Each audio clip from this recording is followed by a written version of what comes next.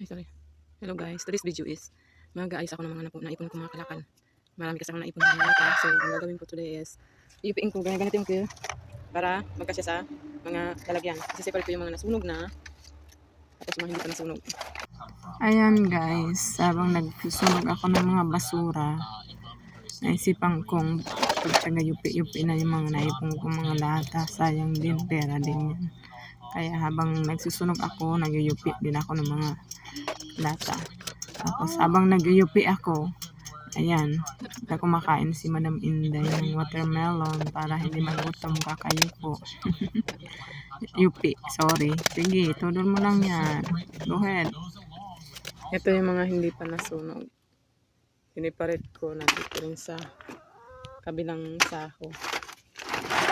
Marami kasi ako mga ipon. Tapos ito naman yung mga nasunog na nag-separate ko. Ay, marami pa akong gagawin. Ayan.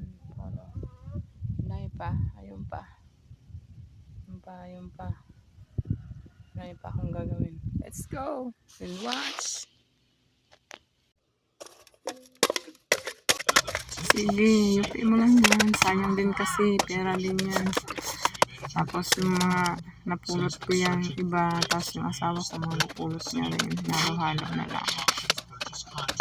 Pag naipon lahat yan, malaki-laki na rin ang value.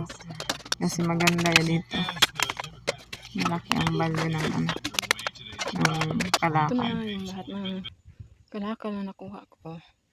Naipon ko. Ito, niyupi ko na. Ito niyupi ko na. Ito hindi ko na niyupi. Yan yung mga nasunog na. Sineparate ko. Ito pa yung isa. Madami na naman si Eileen ang kalakal. Ito ko na nilagay. Yung dagdag naman mga bakal. Ayan mga bakal yan. Mga bakal. Halo ko na. Marami na naman akong pera. Pag na ibenta ko na naman yan, may pera na naman. Yan pa, marami. Thank you for watching everyone. God bless you.